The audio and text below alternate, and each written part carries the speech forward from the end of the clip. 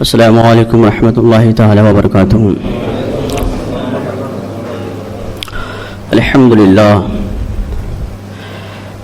للہ رب العالمین والعاقبۃ للمتقین والصلاة والسلام علی رسولہ الکریم وعلی آلہ وصحبہ اجمعین، اما بعد فاعوذ باللہ من الشیطان الرجیم، بسم اللہ الرحمن الرحیم۔ ان اللہ وملائکتہ یصلون علی النبی یا ایھا الذین آمنوا صلوا علیہ وسلموا تسلیما۔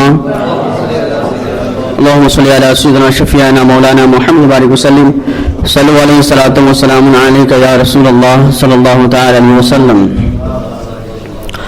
ان ابی ہریرہ قال قال رسول اللہ صلی اللہ تعالی علیہ وسلم ان اللہ یبعث لهذه الامة على رأس كل 100 سنة من يجد لها دينها۔ صدق الله العظيم وصدق رسوله النبي الأمين المتين الكريم، ونحن على ذلك لمن الشاهدين والشاكرين، والحمد لله رب العالمين۔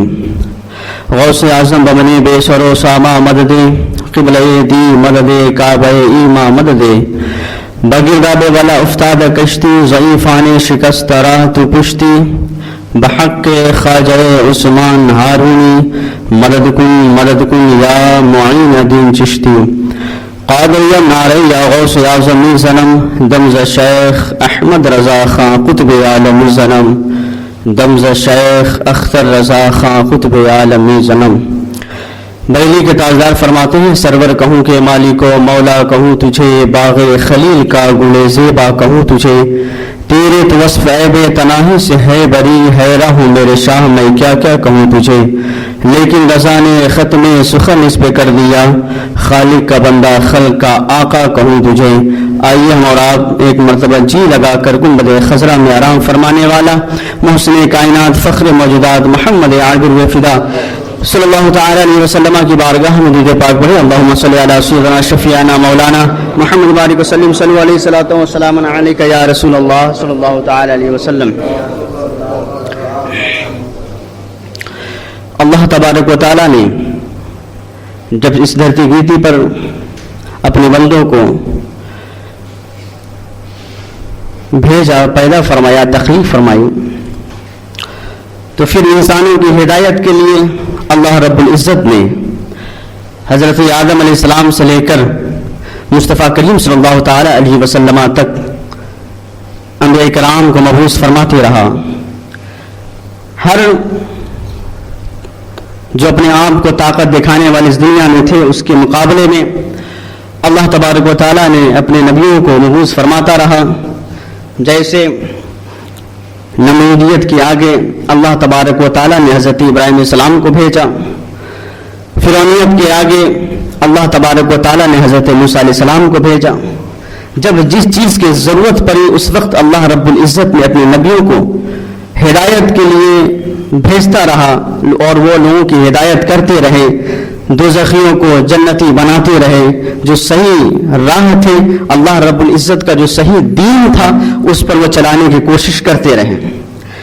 لیکن جب مصطفیٰ کریم صلی اللہ تعالی علیہ وسلم آخری نبی بن کر آئے، آپ کے بعد کوئی نبی نہ ہوا اور نہ کبھی ہو سکتا ہے، اس لیے کہ میرے نبی پاک صلی اللہ تعالی علیہ وسلم آخری نبی بن کر اس دھرتی گیتی پر تشریف لائے۔ تو پھر اب لوگوں کی ہدایت کے لیے نبی تو نہ آئیں گے، لیکن میرے مصطفیٰ کریم صلی اللہ تعالی علیہ وسلم نے فرما دیا تھا۔ اور ایک بات اور واضح کر دوں کہ نبی پاک صلی اللہ تعالی علیہ وسلم آخری نبی ہیں۔ مصطفیٰ کریم صلی اللہ تعالی علیہ وسلم خود ارشاد فرماتے کہ اگر میرے بعد کوئی نبی ہوتا تو وہ فاروق اعظم کی ذات ہوتی، لیکن اب کوئی نبی نہیں ہوگا، پھر ہوگا کون جو لوگوں کی ہدایت کے لیے آئیں گے؟ تو یاد رکھیں، میرے مصطفیٰ کریم صلی اللہ تعالی علیہ وسلم نے ارشاد فرمایا، حضرت ابو ہریرہ رضی اللہ تعالیٰ عنہ اس حدیث کے راوی ہیں، فرماتے ہیں میرے آقا کریم صلی اللہ علیہ وسلم، ان اللہ یبعث بهذه الامة على رأس كل 100 سنة من يجدد لها دینها، کہ ہر صدی میں اللہ تبارک و تعالی ایک ایسے شخص کو پیدا فرمائے گا جو دین کے چہرے پر گرد و غبار لگے رہیں گے، اسے وہ صاف کرتا ہوا نظر آئے گا. یعنی ہر صدی میں اللہ رب العزت مجدد پیدا فرمائے گا. مجدد اللہ رب العزت فرمائے گا. من یجد اللہ ہے، من یہ ایک کے لیے بھی آتا ہے، کئی کے لیے بھی آتا ہے. یعنی ایک صدی میں ایک مجدد بھی ہو سکتے ہیں اور کئی مجدد بھی ہو سکتے ہیں. تو پھر جو اسلام کا، جو دین اسلام کا، مذہب اسلام کا جو پہلا مجدد تھا وہ تھا کون؟ ذرا اس قول پر بھی غور کریں گے. میرے مصطفیٰ کریم صلی اللہ تعالی علیہ وسلم نے جو ارشاد فرمایا کہ میرے بعد کوئی نبی ہوتا تو عمر ہوتے، لیکن اب نبوت کا جو ہے دروازہ بند ہو چکا ہے، اب کوئی نبی نہ آئیں گے، تو اب آنے والے علماء ہیں اور انہی میں سے کوئی مجدد ہے جو دین کی تجدید فرمائیں گے. تو آپ بتائیں مذہب اسلام میں سب سے پہلا مجدد کون ہوا ہے؟ ذرا تاریخ کے آئینے کو پلٹ کر دیکھتے ہیں. حضرت عمر فاروق رضی اللہ تعالی عنہ کی ذات ہے. آپ عشائیہ کھانا کھا کر اپنے خادم کے ساتھ آپ اپنے علاقے کے چکر لگا رہے تھے، دیکھ رہے تھے. جب حضرت عمر فاروق رضی اللہ تعالی عنہ کسی ایسے گھر کے راستے سے گزرے جہاں جس گھر سے کچھ آوازیں آ رہی تھی، حضرت عمر فاروق رضی اللہ تعالیٰ نے سوچنے لگے ہو سکتا ہے کسی معاملے کی وجہ سے باتیں ہو رہی ہوں، ان کو جو ضرورت ہو ہم پورے کریں گے.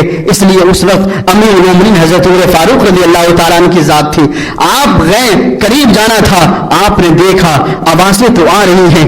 ایک شہزادی ہے، اس کی ماں ہے، ماں کہہ رہی ہے بیٹی دودھ میں پانی ملا دو، اس لیے کہ اگر دودھ میں پانی ملا دیتی ہے تو پھر دودھ میں اضافہ ہو جائے گا، اور جب دودھ میں اضافہ ہو جائے گا تو آمدنی زیادہ ہونے لگے گی. دودھ میں جیسے اضافہ ہوگا ہمارے دولت میں بھی اضافہ ہونے لگیں گی. تو حضرت عمر فاروق رضی اللہ تعالیٰ ان دونوں کی گفتگو کو سن رہے تھے.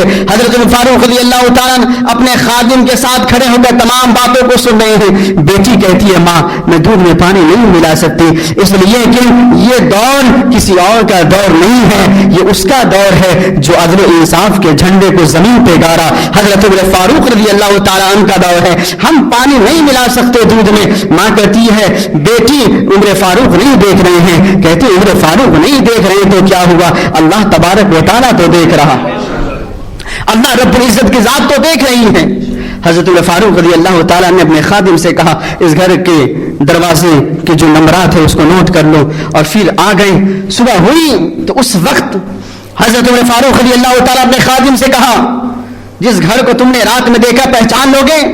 کہا میں پہچان لوں گا. کہا جاؤ اور اس گھر سے جو خاتون ہے اور اس کی شہزادی ہے اس دونوں کو میرے پاس لے کر آؤ. جیسے ان دونوں کو لے کر آیا گیا تو حضرت عمر فاروق رضی اللہ تعالیٰ اس بچی سے جن کے دل میں ایمان کس قدر تر و تازہ تھا، حضرت عمر فرماتے ہیں اے بچی، اے بیٹی، یہ بتا تم نکاح کرنا چاہتی ہو؟ تو اس بیٹی نے کہا تھا، اس بچی نے کہا تھا میری ماں دودھ بیچنے والی ہے، میں دودھ بیچنے والی کی بیٹی ہوں، مجھ سے نکاح کون کرے گا؟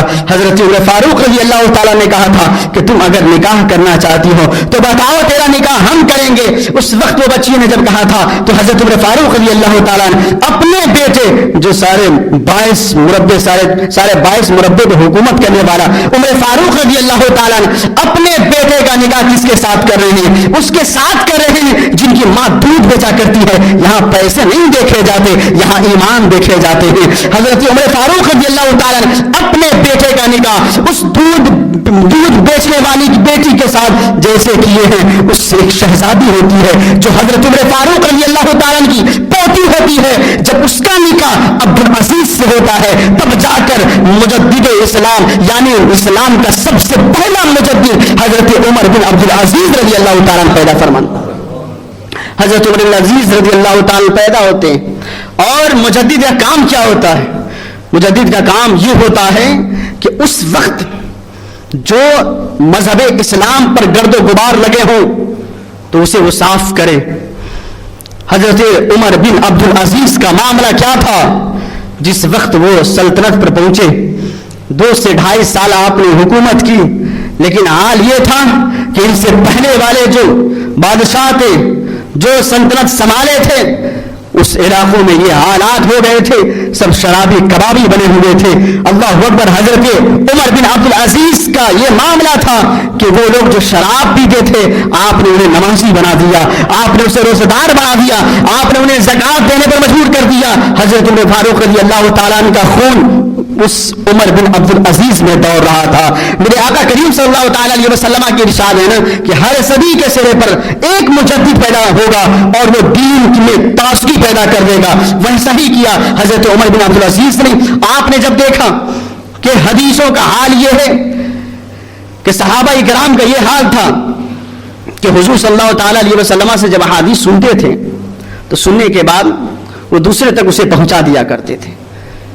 ذہین اتنے تھے صحابہ کہ بڑی بڑی جو حدیثیں تھیں تمام کے تمام ایک جھٹکے میں یاد کر لیا کرتے تھے اور دوسرے تک پہنچا دیا کرتے تھے. لکھتے بہت کم تھے. بعض روایات میں یہ بھی آیا کہ کچھ صحابہ لکھتے بھی تھے، لیکن دھیرے دھیرے یہ معاملات ایسے ہو گئے جو صحابہ کرام تھے دھیرے دھیرے روپوش ہو گئے، دنیا سے چلنے لگے. جیسے یہ دنیا سے جانے لگے وہ دور حضرت عمر بن عبد العزیز کا تھا. آپ نے اس چیز کو سوچا اور اس چیز کو یہ سوچا کہ اگر اسی طرح ایک بعد دیگرے صحابہ کرام اس دنیا سے چلے جانے لگیں گے تو پھر حدیث بھی اسی طرح ان کے دلوں میں ان کے سینوں میں ویسے ہی اس دنیا سے بھی چلے جانے لگیں گی. تو حضرت عمر بن عبد العزیز نے ایک بڑا اچھا کارنامہ کیا. اس وقت آپ نے جتنی محدثین تھے سب کو جمع کیا اور سب کو جمع کرنے کے بعد تدوین حدیث کا کام کیا، تمام حدیثوں کو یکجا کیا. تو اس وقت جب حدیث ختم ہو رہے تھے، اس وقت جب حدیث دنیا سے جا رہی تھی، اس وقت حضرت عمر بن عبد العزیز نے یہ کارنامہ دکھایا کہ تمام حدیثوں کو ایک جگہ جمع کیا جو حدیثیں ہم تک آج تک پہنچتی آ رہی ہے اور قیامت تک پہنچتی رہی. یہ حضرت عمر بن عبد العزیز رضی اللہ تعالیٰ نے کارنامہ دکھایا. وہ مجدد مذہب اسلام دین اسلام کے پہلے مجدد حضرت عمر بن عبد العزیز رضی اللہ تعالیٰ. اگر ہم دیکھیں یہ 14ویں صدی یہ چل رہی ہے، 1450 سال کا زمانہ گزر گیا ہے. اگر ہم تاریخ کو اٹھا کر دیکھیں تو ایک صدی سے لے کر 14ویں صدی تک جو مجدد اسلام رہے ہیں، بہت سارے تواریخ میں الگ الگ نام کو رقم کیا گیا ہے. جہاں تک کتابوں میں میں نے دیکھا کہ سب سے پہلے مجدد کا نام حضرت عمر بن عبد العزیز رضی اللہ تعالیٰ. دوسرے صدی کے مجدد کا نام حضرت امام محمد حضرت امام احمد بن حنبل رضی اللہ تعالیٰ عنہما ہے. تیسرے صدی کے مجدد کا نام حضرت امام طحاوی حضرت امام طبری رضی اللہ تعالیٰ عنہ. چوتھے صدی کے مجدد وہ حضرت امام ابو بکر باقلانی حضرت امام ابو الحامد اسفرائی رضی اللہ تعالیٰ عنہ ہے. اگر 5ویں صدی دیکھیں تو حجت اسلام امام غزالی محمد بن محمد رضی اللہ تعالیٰ عنہ ہے. اگر 6 صدی کے مجدد کو دیکھیں تو حضرت امام فخر الدین رازی رحمۃ اللہ تعالیٰ علیہ کا نام آتا ہے. 7ویں صدی کے مجدد کا اگر نام آپ تلاش کریں گے تو آپ کو ملیں گے حضرت امام شہاب الدین عمر سہروردی رضی اللہ تعالیٰ عنہ. اگر 8ویں صدی کے مجدد دیکھیں گے تو حضرت نظام الدین اولیاء رضی اللہ تعالیٰ نظر آئیں گے. 9ویں صدی کے اگر مجدد کی تاریخ پڑھیں گے تو آپ کو ملے گا حضرت جلال الدین سیوطی رضی اللہ تعالیٰ عنہ. 10ویں صدی کے مجدد حضرت ملا علی قاری حضرت رملی رضی اللہ تعالیٰ عنہ ہے. اور 11ویں صدی کے تاریخ کا مطالعہ کریں گے تو 11ویں صدی میں حضرت مجدد الفسانی رضی اللہ تعالیٰ جسے شیخ احمد سر ہندی رحمۃ اللہ تعالیٰ علیہ کہا جاتا ہے. 12ویں صدی کے مجدد اگر دیکھیں گے حضرت اورنگزیب بادشاہ رضی اللہ تعالیٰ عنہ ملیں گے. اگر 13ویں صدی کے مجدد کا اگر آپ نام تلاش کریں گے تو آپ کو ملیں گے حضرت امام علی نقشبندی رضی اللہ تعالیٰ، حضرت عبدالعزیز محدث دہلوی رضی اللہ تعالیٰ. لیکن جب 14ویں صدی کے مجدد کے نام کو تلاش کریں گے تو آپ کو ملیں گے وہ مجدد اللہ تبارک و تعالیٰ نے بریلی کے سلسلے پر پیدا کیا، جسے ہم اور آپ امام احمد رضا خان فاضل بریلوی رضی اللہ تعالیٰ اچھے رضا پیارے رضا ہم سب کے رضا امام احمد رضا خان فاضل بریلوی کے نام سے جانتے ہو پہچانتے. ایک صدی سے لے کر 14 صدی تک مجدد اسلام آتے رہے اور اپنے اپنے صدی میں کارنامہ انجام دیتے رہے. ایک بات یاد رکھیں کہ مجدد کا کام ہی یہ ہوتا ہے، جس صدی میں وہ آیا اس صدی میں جو بھی دین اسلام کے چہرے پر گرد و غبار لگے ہو وہ اسے صاف کرتے ہوئے نظر آئے۔ اس وقت جبکہ توحید پر حملے پہ حملے کیے جا رہے تھے، اللہ تبارک و تعالیٰ نے جو دین عطا فرمایا مذہب اسلام، اور قرآن میں بھی فرما دیا ان دین عند اللہ الاسلام، کہ اسلام جو مذہب اسلام ہے یہ دین اللہ کو بڑا پسند ہے۔ کیوں نہ پسند ہو کہ یہ دین اسلام دینے والا وہی ہے، جب وہی ہے تو دین کو پسند فرمائے گا ہی۔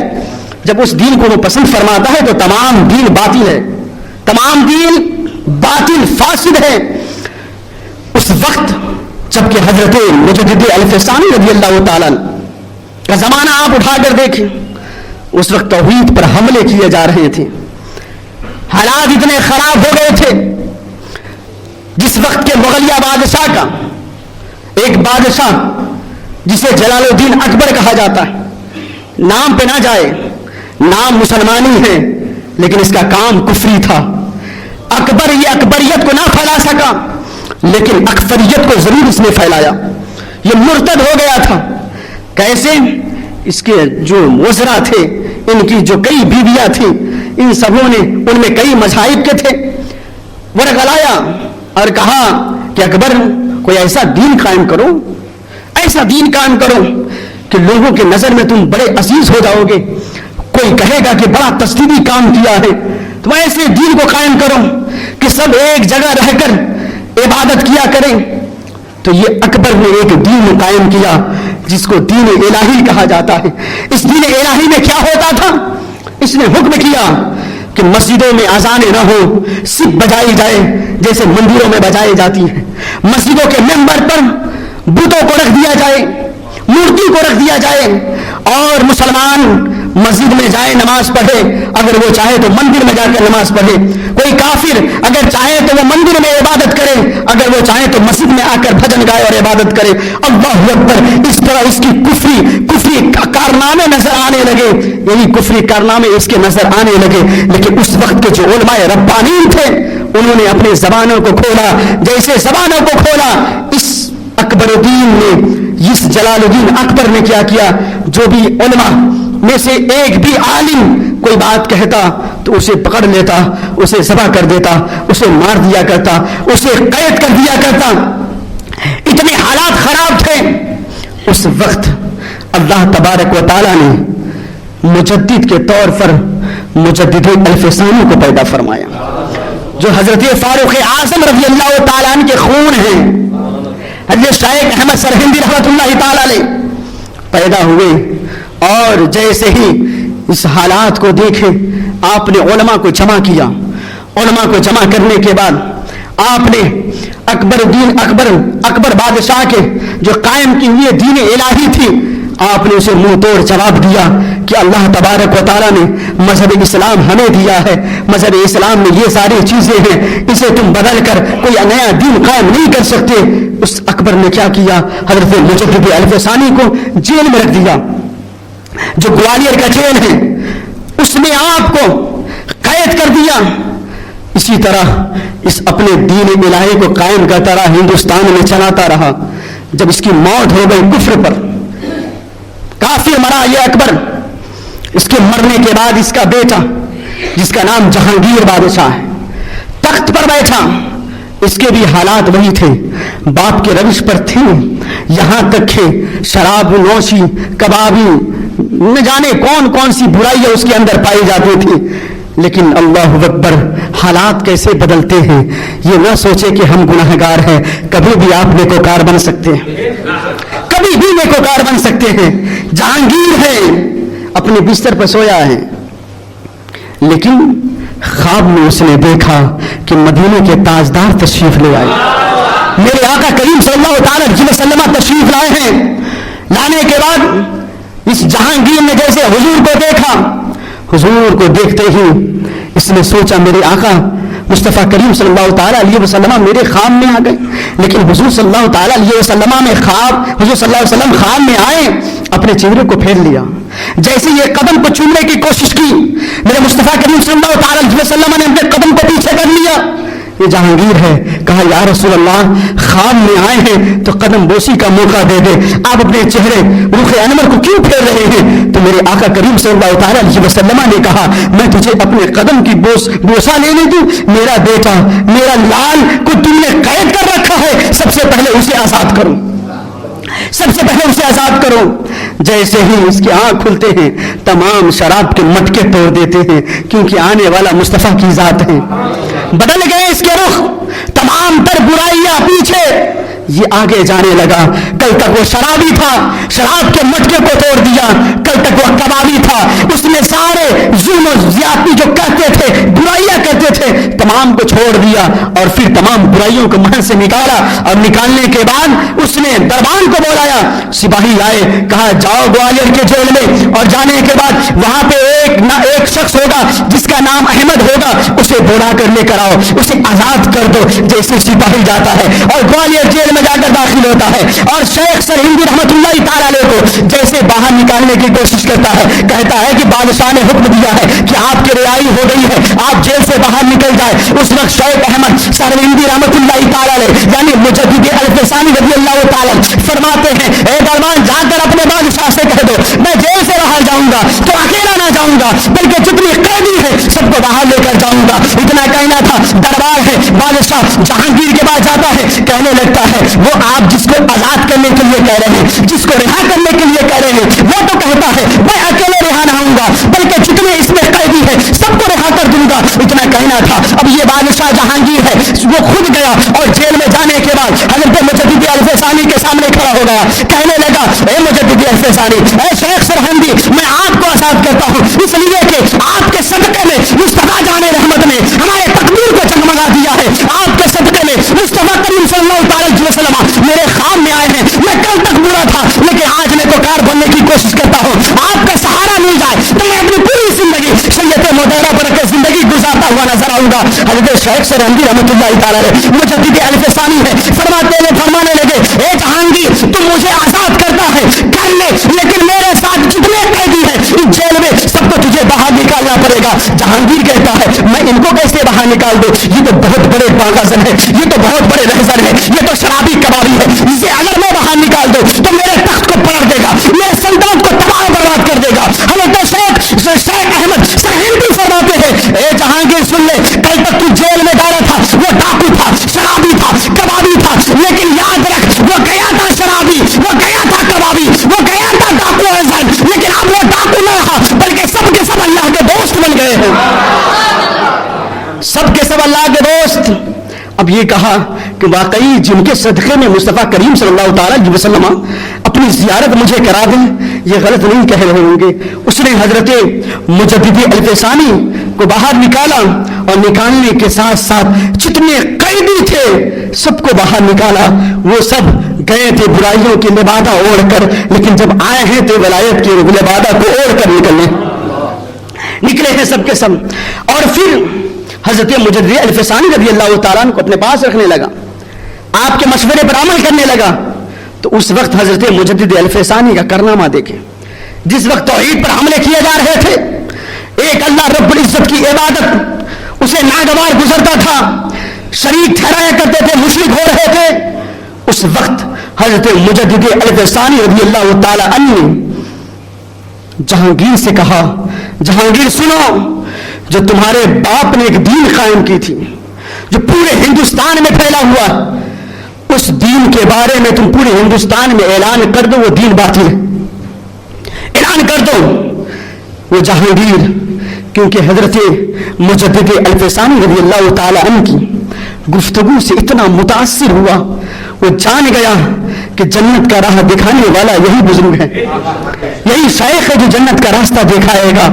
اس نے پورے ہندوستان میں اعلان کیا کہ جو میرا باپ جلال الدین اکبر نے دین الہی قائم کیا تھا, ایک نیا دین کو قائم کیا, وہ دین غلط ہے، جہنم میں لے جانے والا ہے. وہی دین سچا ہے جو مذہب اسلام ہے، جو جنت میں لے کے جانے والا ہے.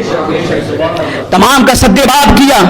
لیکن اگر تاریخ کے دوسرے طرف ہم دیکھتے ہیں کہ توحید کی آڑ میں انسانیت پر جب حملہ ہونے لگا، توحید کی آڑ میں جب عظمت مصطفیٰ پر حملے ہونے لگے، توحید کی آڑ میں جب مصطفیٰ جان رحمت کی محبت کو اچھالا گیا، اڑایا گیا، دھجیاں بکھیری گئی، تو اس وقت جبکہ تاریخ کے آئینے کو پلٹ کر دیکھے، وہ سعودیہ جس کا نام پہلے عرب تھا، نجد کا جسے آج ریاض میں تبدیل کر دیا گیا، پہلے اس کا نام نجد تھا، وہی کا ایک شیخ جو اپنے لوگوں میں شیخ ہیں، ہمارے لیے تو وہ شیخ نہیں، جسے محمد بن عبد الوہاب نجدی کہا جاتا ہے.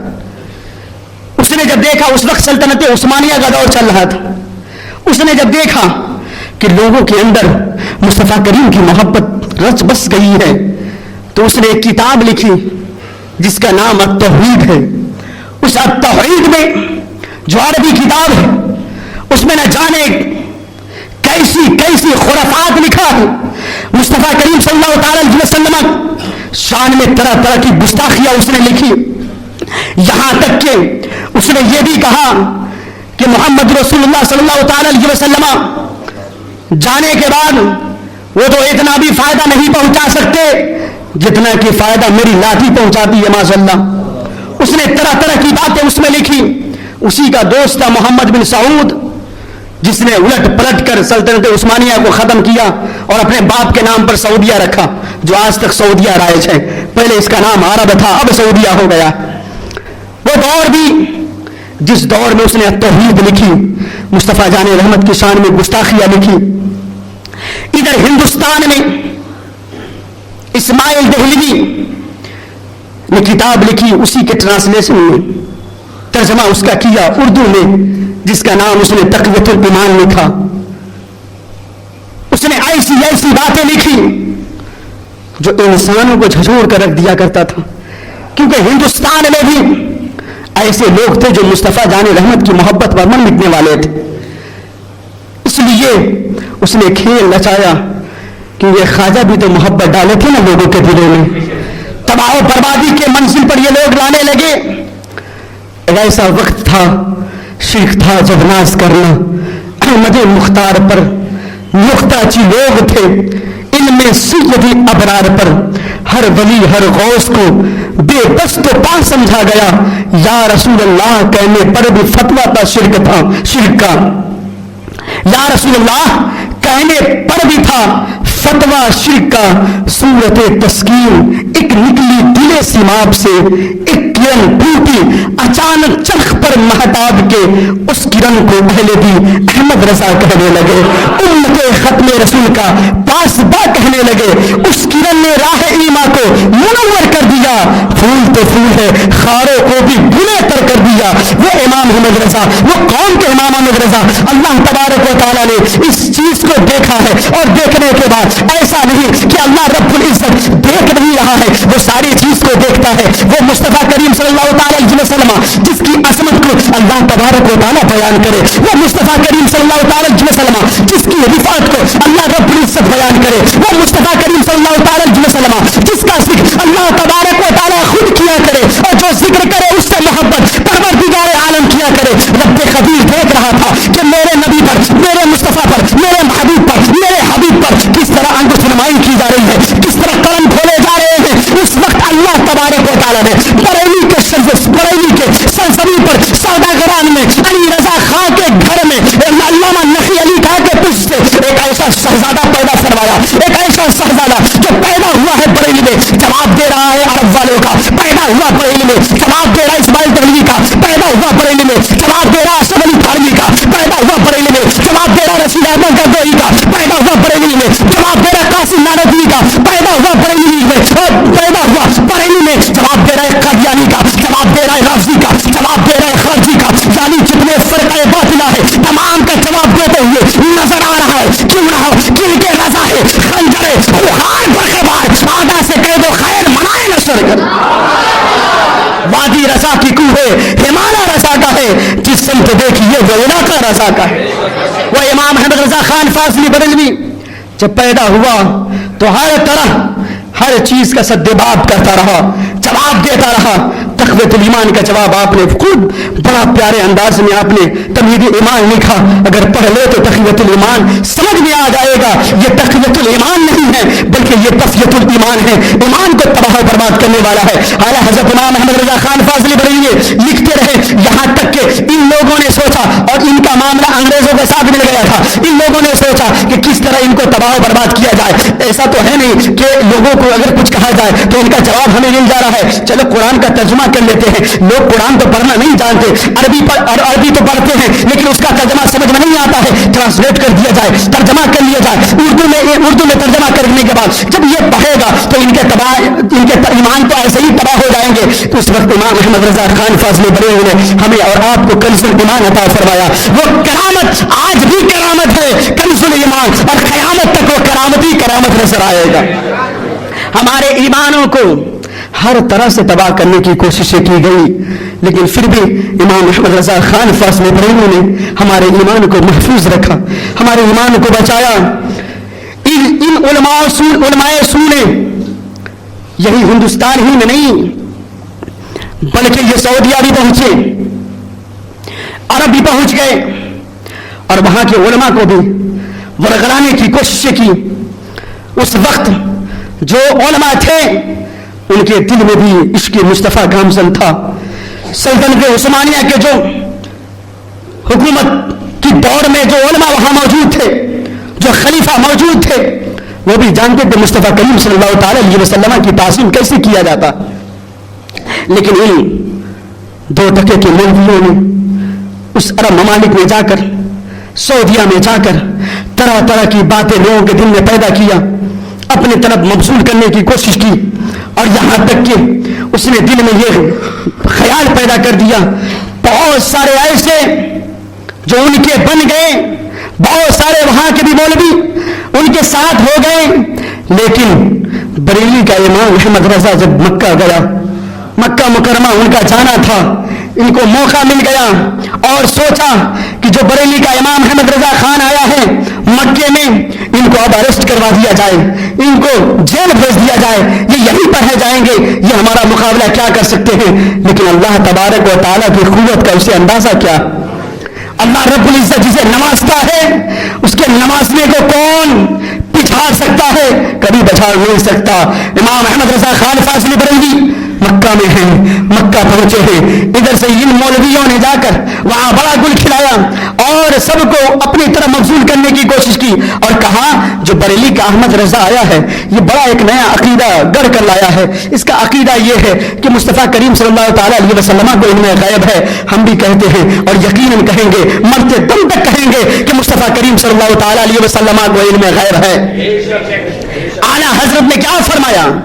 علم غیب ہے وہ عطائی ہے، اللہ کا جو علم ہے وہ ذاتی ہے، مصطفیٰ کا علم عطائی ہے۔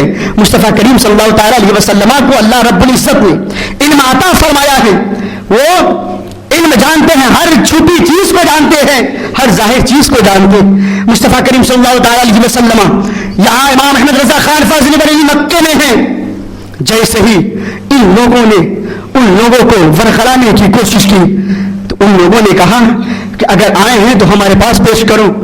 سرکار حضور اعلیٰ حضرت امام احمد رضا خان فاضلی بریلوی کو بلایا گیا۔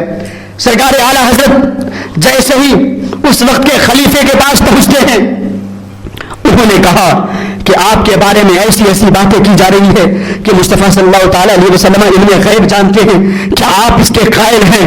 سرکار امام احمد رضا خان فاضلی بریلوی ہے، مسکراتے ہوئے کہتے ہیں ہاں ہاں میرا عقیدہ ہے، اور ہمارا یہ عقیدہ نہیں، یہ عقیدہ تو صحابہ کا بھی تھا، یہ عقیدہ تو تابعین تابعین کا بھی تھا کہ اللہ تبارک و تعالیٰ نے اپنے محبوب کو علم عطا فرمایا ہے۔ مصطفیٰ کے علم غیب تھا، آپ نے کہا علم غیب ہے میرے مصطفیٰ کو، تو ان لوگوں نے کہا کہ آپ کے پاس کوئی دلیل ہے؟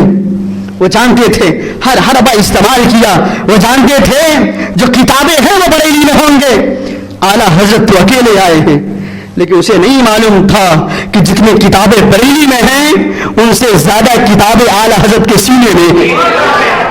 سرکار اعلیٰ حضرت امام احمد دینے کے لیے تیار ہوں. اس نے کہا اگر دلیل دینے کے لیے آپ تیار ہیں تو دلیل دیجئے. تو اعلیٰ حضرت کا جواب کیا تھا؟ اعلیٰ حضرت نے فرمایا میں دلیل تو دوں گا، یہ تو بتائیے میں دلیل اردو میں دوں یا عربی میں دوں؟ میں دلیل اردو میں دوں یا عربی میں دوں؟ اس وقت کے علماء نے کہا تھا کہ اے اعلیٰ حضرت امام احمد رضا، آپ جب کہہ رہے ہیں کہ اردو میں دے یا عربی میں دے، ہم تو عربی دار ہیں، ہم عربی جانتے ہیں، اگر آپ عربی میں دے دے تو میرے لیے بڑا اچھا ہوگا. سرکار امام احمد رضا خان فاضل بریلوی وہاں سے اٹھے ہیں اور گئے ہیں کعبہ کے پاس. کعبہ شریف کے پاس جانے کے بعد اپنے آپ کو کعبہ سے مس کر لیتے ہیں، غلاف کعبہ کو پکڑ لیتے ہیں. ایک ہاتھ سے غلاف کعبہ ہے، ایک ہاتھ سے لکھنا شروع کیا ہے اور آپ لکھتے رہے یہاں تک کہ مسلسل 8 گھنٹے قلم کو چلاتے رہے اور ہم سب کو اور سب کے لیے قیامت تک کے لیے جواب دینے کے لیے ایک کتاب رقم فرمائے. اس کا نام الدولة المکیہ ہے. کتاب کو لکھا ہے عربی میں. لکھنے کے بعد گئے ہیں، اس وقت کا جو خلیفہ تھا اس کے سامنے کتاب رکھ دیے ہیں. جتنے علماء تھے جو ان مولویوں نے برگلانے کی کوشش کی تھی سب کے سب اس مجلس میں بیٹھے ہیں. سرکار اعلیٰ حضرت آئے ہیں، سب کو مسکرا رہے تھے، سب کو ہنس رہے تھے، اس لیے کہ یہ دلیل کہاں سے دے گا؟ کتابیں تو بریلی میں ہے، یہ دلیل کہاں سے دے گا؟ کتابیں تو ہندوستان میں ہے، یہ دلیل کہاں سے دے گا؟ کتابیں تو سوداگران میں ہے، یہ دلیل کہاں سے لا کر دے گا؟ لیکن اسے نہیں معلوم تھا کہ اس کا جو ٹکر ہوا ہے، اس کا جو مقابلہ ہوا ہے وہ کسی عام شخص سے نہیں ہوا ہے، یا اس سے ہوا ہے جسے عاشق رسول کہا جاتا ہے، اس سے اس کا ٹکر ہوا ہے. سرکار امام احمد رضا خان فاضل بریلوی بڑے فخرانہ انداز میں جیسے ہی داخل ہوئے ہیں تمام کے ہوش اڑ گئے. وہ جاننے لگے کہ اس طرح فخر سے آیا ہے، لگتا ہے اس کے پاس دلیلیں کیا ہے، دلیلیں موجود ہے کیا؟ اس کے آنکھوں کے تارے نظر آنے لگے.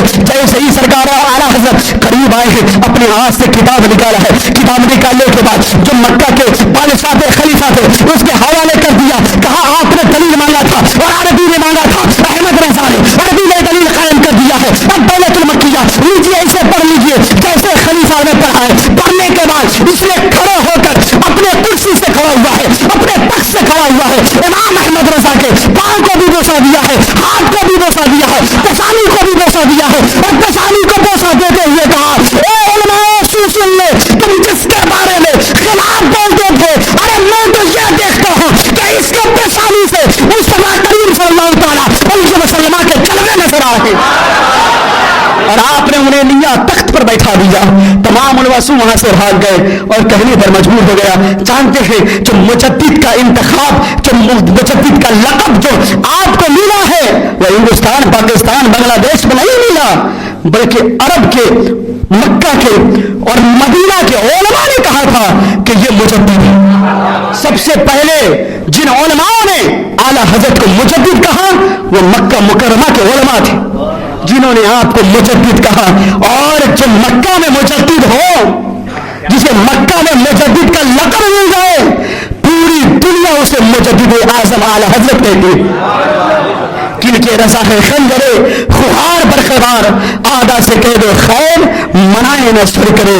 وادی رضا کی کوہ ہمالیہ رضا کا ہے، جس سمت دیکھیے وہ علاقہ رضا کا ہے. سب سے ٹکر لینا لیکن کسی عاشق سے نہیں لینا. اور وہ عاشق اے عشق تیرے صدقے جلنے سے چھٹی سستے، جو آگ بجھا دے گی وہ آگ لگائی ہے. جس کے اندر مصطفیٰ کے عشق کی آگ لگی ہو اس سے کبھی ٹکر نہیں لینا. آج تک پورے دیوبندیت وہابیت میں زلزلے پیدا ہو گئے، آج تک اس نے الدولة المکیہ کا جواب نہ لکھا. اور یقین کے ساتھ کہتا ہوں قیامت آ جائے گی، قیامت، لیکن یہ الدولة المکیہ کا کبھی یہ مقابل کو کتاب نہیں لا سکتا ہے. کیوں نہیں لا سکتا ہے؟ کیونکہ یہ کتاب عشق مصطفیٰ میں لکھی گئی ہے اور جو حق تھا اسی کو واضح فرمایا ہے امام احمد رضا خان فاضل بریلوی نے. یہ عشق تھا. سرکار اعلیٰ حضرت امام احمد رضا خان فاضل بریلوی جب بریلی میں پیدا ہوئے، ابھی تو پیدائش تک ہوئی، اب اس کے بعد سرکار اعلیٰ حضرت رضی اللہ تعالیٰ کہ جو بچپنے کا عالم ہے، جو نوجوانی کا عالم ہے، جو ضعیفی کا عالم ہے، آپ نے کتنے سال میں کتنی چیزیں کب کیا کر دیا. یاد رکھیں کہ کہ 14 جون 1856 ہجری عیسوی میں اور 10 شوال 1272 ہجری میں اعلیٰ حضرت پیدا ہوئے نا. تو جون کا جو مہینہ ہوتا ہے نا، جون کا مہینہ، تو 15 جون سے پہلے بڑا کڑک کا معاملہ رہتا ہے. بارش وغیرہ بہت کم ہوتی ہے. لوگ سب دعائیں کرواتے ہیں نا بارش کے لیے. بہت پریشانی ہوتی ہے، بارش ہوتی ہی نہیں ہے. لیکن اللہ تبارک و تعالیٰ کی قدرت دیکھیں. اللہ تبارک و تعالیٰ نے 15 جون سے بارش اسٹارٹ ہوتا ہے، 14 جون کو اعلیٰ حضرت کو بھیج دیا. 14 جون کو بادل بنا اور 13 سال کے بعد ایسا گرجا اور ایسا برسا، جب تک تھا برستا ہی رہا، اور جب چلا گیا تو بریلی کے گنبد سے برس رہا ہے، اور الحمدللہ قیامت تک برستا رہے گا. جن لوگوں نے جس طرح کوشش کی اور حرب آزمانے کی کوششیں کی، عشق کا سودا کرتے رہے، لوگوں کو ورگلانے کی کوششیں کرتے رہے، لیکن سرکار امام محمد رضا خان فاضل بریلوی کی ذات جب تھے اس وقت بھی مسلمانوں کے ایمان کو بچاتے رہے. آج قبر میں آرام فرما رہے ہیں. اتنے حربے دے دیے ہیں ہمیں، اتنے اوزار دے دیے ہیں کہ وہ اوزار ختم نہیں ہوگا، وہ اوزار قیامت تک کے لیے کام آتا رہے گا. اعلیٰ حضرت نے سب کچھ کر کے دے دیا ہمیں، سب کچھ، بس اس کا استعمال کرنا ہے. یقیناً اپنے ایمان کی حفاظت کیجیے. جس وقت میں نے کہا تھا اللہ تبارک و تعالی ہر صدی کے سیرے میں، ہر صدی میں ایک مجدد یا کئی مجدد پیدا فرماتا ہے.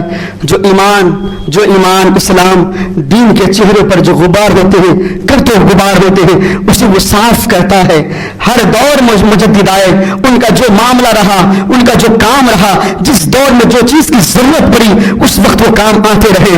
لیکن اعلیٰ حضرت امام احمد رضا خان کا وہ دور تھا جس وقت توحید کے پردے میں رسالتوں پر حملہ کیے جا رہے تھے. اور میں آپ سے بتاؤں، رسالت کو چھوڑ کر توحید کرنے والا کامیاب نہیں ہو سکتا. جب تک عظمت مصطفیٰ کو جانے گا تب جا کر اس کا کلمہ پڑھنا کام آئے گا، ورنہ لا الہ الا اللہ پڑھتا رہ جائے. مصطفیٰ صلی اللہ علیہ وسلم کی عظمتوں کو نہ سمجھ سکے، ان کی محبت کو اپنے سینے میں نہ بسا سکے تو وہ کبھی کامیاب نہیں ہو سکتا ہے. یہ تو اہل سنت والجماعت ہے جو کلمہ طیبہ پڑھتا ہے تو دونوں حصوں پر عمل کرتا ہے. لا الہ الا اللہ پر بھی عمل کرتا ہے، محمد رسول اللہ پر بھی عمل کرتا ہے. یہ جانتے ہیں کہ لا الہ الا اللہ پڑھتے رہ جائے، محمد رسول اللہ کو چھوڑ دے پھر بھی کامیاب رہوں گے، اور محمد رسول اللہ پڑھے لا الہ کو چھوڑ دے پھر بھی کامیاب رہوں گے. اعلیٰ حضرت نے ہمیں یہ سبق دے دیا، اعلیٰ حضرت نے ہمیں سکھا دیا. لوگوں تو اللہ رب العزت کی عبادت کرو، لیکن یاد رکھنا ان لوگوں کی طرح نہیں جو تم عبادت کرو اور نماز پڑھو تو نماز میں کہہ دو کہ مصطفیٰ کا خیال آ جائے تو نماز نہ ہو. یہ مت کہنا، بلکہ یہ کہنا کہ اگر جب تک نماز میں مصطفیٰ کا خیال نہ ہو اس وقت تو ہمارے نماز میں مکمل نہ ہو سکے. یہ خیال ہے. اور یاد رکھے امام احمد رضا خان فاضل بریلوی کی جو تربیت ہے، جو علم و عمل سے آپ نے ہمیں جو حربہ دیا ہے، اسے ہمیشہ اپنے ہاتھ میں ہتھیار سمجھے اور یقیناً اسی طرح اپنی زندگی کو بسر کرتے ہوئے رہے. انشاءاللہ عزیز آج بھی اہل سنت والجماعت کامیاب ہے، کل بھی کامیاب ہوتا ہوا نظر آئے گا. اپنے عشق کا دعویٰ ایسے ہی کرتے ہوئے نہ پھرے، بلکہ عشق کا دعویٰ ایسا ہونا چاہیے کہ اگر محبوب کے بارے میں کوئی غلط سلط باتیں کرے تو آپ کو برداشت نہیں ہونا چاہیے. آج بھی وہی حال ہے. آج بھی ہم دعائیں کرتے ہیں، اے پاک پروردگار عالم پھر سے اعلیٰ حضرت کو بھیج دے، اے پاک پروردگار عالم پھر سے امام احمد رضا کو بھیج دے. کیوں کہتے ہیں؟ اس لیے کہ وہ دور تھا جو توحید کے آڑ میں لوگوں کو گمراہ کرتے ہوئے نظر آ رہے تھے. لیکن آج تو ایسے مشرک ہو گئے ہیں، ایسے مشرک جو اپنے آپ کو پنڈت کہتا ہو، جو اپنے آپ کو بابا کہتا ہو، لیکن اس کے باوجود بھی مصطفیٰ صلی اللہ علیہ وسلم کی شان میں گستاخیاں کرتا ہوا نظر آتا ہے. یاد رکھیں آپ کی زندگی کوئی زندگی نہیں ہے مصطفیٰ کی محبت کو چھوڑ کر. یاد رکھیں اگر مصطفیٰ کے شان کے خلاف کوئی بھی بات کرے، چاہے اپنے وقت کا کوئی بھی ہو، یاد رکھیں اپنے جان مال اور سب کچھ لٹا دے مصطفیٰ کی ذات پر، لیکن یہ یاد رکھیں کبھی بھی کسی کو مصطفیٰ کی شان کے خلاف بکواس کرنے نہ دے. کبھی یہ معاملات ہو تو آپ ایکشن لینے کے ساتھ ساتھ آپ یہ بھی کریں، آپ جو بھی ہندوستان کے معاملات ہیں اس ہندوستان کے معاملات میں وہ کام کرے. یقیناً آپ کام کریں گے، اس کی بکواس بند ہو جائے گی، اس کی زبانیں بند ہو جائے گی. کل تک بھی ہم نے زبانیں بند کی تھی، آج بھی ہم زبانیں بند کر رہے ہیں اور قیامت تک ہم زبانیں بند کرتے ہوئے نظر آئیں گے. تو ڈرے نہیں، خوف نہیں کرے، بس جو مصطفیٰ کی شان میں گستاخیاں کرے، جب ہمارے ماں باپ کو کوئی گالی دیتا ہے نا تو ہم چھڑپ جاتے ہیں، اس کے گردنوں کو موڑ دیتے ہیں اور کہتے تم نے میرے ماں باپ کی شان میں گستاخی کر دی، گالیاں دی ہیں۔ وہ ماں باپ یا اپنی زندگی بیکار ہے جبکہ مصطفیٰ کی شان میں کوئی گستاخی کرے۔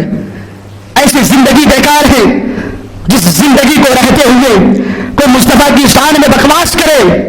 کبھی آپ برداشت نہ کرے، جو بھی ضرورت کی چیز ہے، جو عمل کرنے کی ضرورت ہے وہ چیز کرنے کی آپ ضرور کوشش کریں۔ آپ ان لوگوں کے بارے میں جس طرح وہ کئی معاملات کرتے ہیں اس طرح آپ بھی کرنے کی کوشش کریں۔ آپ یہ FIR درج کروائیں، آپ بھی کورٹ کچہری جائیں اور جو ہندوستان کا امن و امان، جو شانتی والا معاملہ ہے اسے برباد نہ کرنے دیں۔ جو ہندوستان ہے، جو پرامن ہے، اسے پرامن رکھے دے، اور ہندوستان کی جو لاء ہے، قانون ہے، اس قانون کے مطابق آپ بھی ان لوگوں کے منہ کو خاموش کرنے کی کوشش کریں، ان کی زبانیں خاموش کرنے کی کوشش کریں۔ تو یہی ہے، عشق ہے تو عشق کا اظہار ہونا چاہیے، ہر گلی ہر کوچے میں پرچار ہونی چاہیے۔ بیٹھے بیٹھے عشق کا دعویٰ نہ کریں، بلکہ سچے عاشق ہے تو عشق کا ثبوت دینے کی بھی کوشش کریں۔ اللہ رب العزت کی بارگاہ میں دعا ہے کہ اللہ تبارک و تعالیٰ ان سب باتوں پر ہمیں عمل کرنے کی توفیق عطا فرمائے، ہمارے بعد آپ سب کو عمل کرنے کی توفیق عطا فرمائے۔ استغفر اللہ رب العزت